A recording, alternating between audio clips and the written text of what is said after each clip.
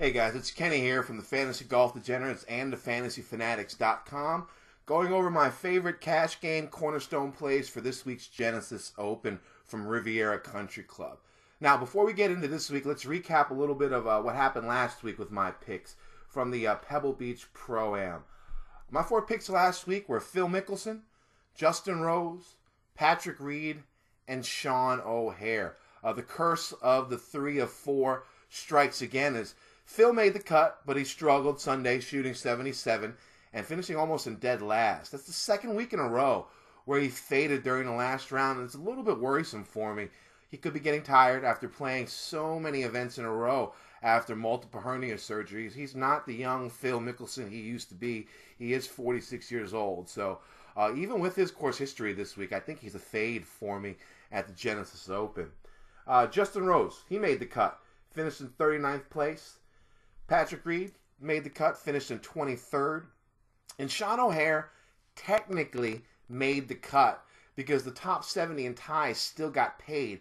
But he ended with an MDF, which is made the cut but did not finish. So when it comes to DFS, it's basically the same as the missed cut in a tournament with a cut after 3 rounds. He had the toughest draw playing Pebble Beach on Thursday when the winds were whipping around close to 30 miles per hour. And he couldn't quite recover from shooting 76 that day. He did shoot even par. He missed the cut on the numbers. So a little bit disappointing, but that's the way it goes. The weather sometimes can be a definite variable. So let's move on to this week. The PGA Tour moves to Riviera Country Club, right outside of Los Angeles, California, for the Genesis Open. The field is stacked. I think 8 of the world's top 10 are playing this week. A bunch of golfers in the top 50 in the world are in this tournament as well. Riviera is a great classic course with narrow fairways, small undulating greens, with numerous false fronts and bunkers guarding those greens.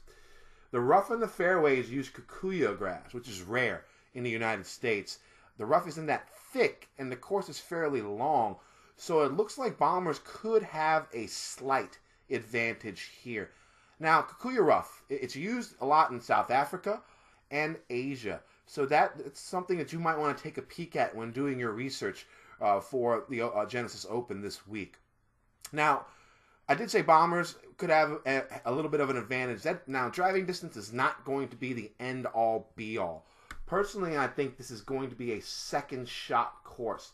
The stats I'm looking at this week on the spreadsheet is strokes gained tee to green, strokes gained approach, birdie or better percentage, proximity from 150 to 175 yards. 35% of all approach shots the last 10 years have come from 150 to 175 yards on this course. I'm also going to be looking at a little bit of scrambling and, of course, driving distance. I will be weighing my key stats at 55% this week on the spreadsheet, current form at 25%, and course history at 20%. Just a few tidbits of info before we get into this week's picks. There is some correlation between Riviera and Augusta National, where they play the Masters, the size of the greens notwithstanding. 26 of the last 27 winners here at Riviera have finished inside the top 22 at the Masters at some point in their careers. 17 of the last 27 winners here have won or come in second at Augusta at some point in time in their careers. This makes sense since they're both, fairly lengthy courses with not that much rough and multi-tiered undulating greens. Also, both courses slightly favor righties who hit a fade or lefties who hit a draw. So now, let's get on to the picks for this week. My first pick, literally a toss-up. It was a tough time for me deciding which of these two golfers I was going to use. I like Hideki Matsuyama and Dustin Johnson a lot this week. I don't mind starting your cash lineup with either golfer, and with the soft pricing on DraftKings this week, there are plenty of value plays to fill out the rest of your lineup. In GPPs this week, I'm actually going to have 10 to 15% of my lineup start with both Dustin Johnson and Hideki Matsuyama, and it's very easy to make good lineups with these two guys on top. Now, if you put a gun to my head and told me I had to pick one, I would go with Dustin Johnson at $11,400. He has been extremely close the last few tournaments with 5 top 6s in his last 6 events played. He missed the cut at the Farmers, but I think that was just due to jet lag as he was in Dubai the week before. He also has been extremely close at this tournament with 6 top 10s in 9 attempts here. He hits a nice little fade off the tee. Now that's his new swing, and that is helpful since there are a lot of left to right dog legs. Also, he hits it so far that he'll be having a bunch of short irons onto these small, firm greens.